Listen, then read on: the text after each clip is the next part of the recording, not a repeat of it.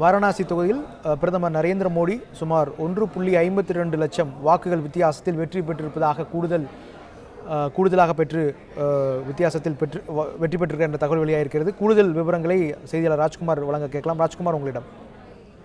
வாரணாசி மக்களவை தொகுதியில் போட்டியிட்டிருந்த பிரதமர் நரேந்திர மோடி வெற்றி பெற்றிருக்கின்றார்.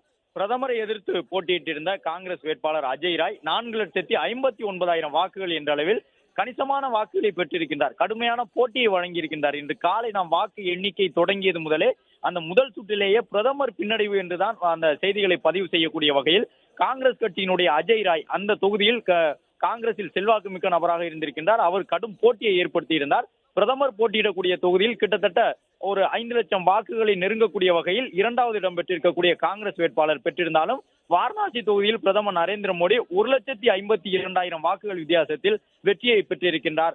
அவரை எதிர்த்து போட்டியிட்டிருந்தவர் 4,59,000 வாக்குகள் வரை பெற்றிருக்கின்றார். வாரணாசி தொகுதியில் 6,11,439 வாக்குகளை பெற்றிருக்கின்றார் பிரதமர் நரேந்திர மோடி.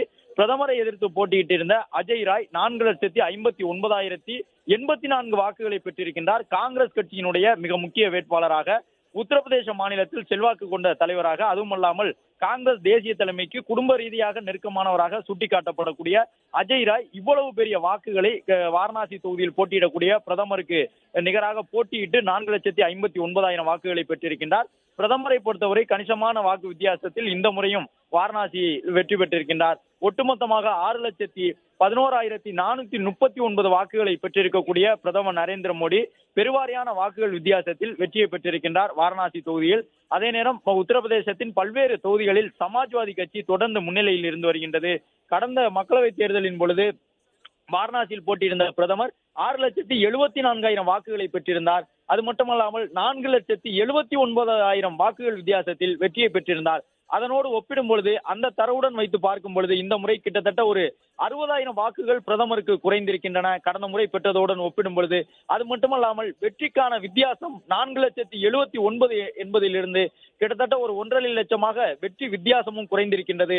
பிரதமர் நரேந்திர மோடி கடந்த முறை போட்டியிட்டிருந்த அதே வாரணாசி தொகுதியில் இந்த முறை போட்டியிட்டிருந்தார். கடந்த முறை 6,74,000க்கும் கூடுதலாக வாரணாசி தொகுதியில் வாக்குகளை பெற்றிருந்த பிரதமர் இந்த முறை 6,11,000 வாக்குகளை மட்டுமே பெற்றிருக்கின்றார். அது மட்டுமல்லாமல் கடந்த முறை 4,79,000 என்ற ஒரு மிகப்பெரிய வித்தியாசத்தில் காங்கிரஸ் வேட்பாளரை வெற்றி கொண்டிருந்த பிரதமர் நரேந்திர மோடி இந்த முறை மிக குறைவான வாக்கு வித்தியாசத்தில் தான், அதாவது கடந்த முறையுடன் ஒப்பிடும் பொழுது குறைவான வாக்கு வித்தியாசத்திலேயே இந்த முறை காங்கிரஸ் வேட்பாளரை வெற்றி பெற்றிருக்கின்றார். அதே நேரம் காங்கிரஸ் கட்சியினுடைய வேட்பாளர் அஜய் ராய் 4 லட்சத்திற்கும் கூடுதலான வாக்குகளை பெற்றிருக்கின்றார். 4,59,000 என்ற அளவில் பிரதமரை பொறுத்தவரை 6,11,000 வாக்குகளை பெற்றிருக்கின்றார். கடந்த முறை பெற்றதை காட்டிலும் இந்த முறை பிரதமருக்கான அந்த வாக்கு விகிதம் சற்று குறைந்திருந்தாலும் கூட வெற்றியை தன்வசப்படுத்தி இருக்கின்றார் பிரதமர் நரேந்திர மோடி. உத்தரப்பிரதேசத்தினுடைய வெற்றி செய்தி பிரதமருடைய வெற்றியிலிருந்து தொடங்கி இருக்கின்றது. வாரணாசி தொகுதியில் வழக்கம் போன்று இந்த முறையும் பிரதமர் வெற்றியை பெற்றிருக்கின்றார். 6,11,000 வாக்குகளை பெற்றிருக்கின்றார்.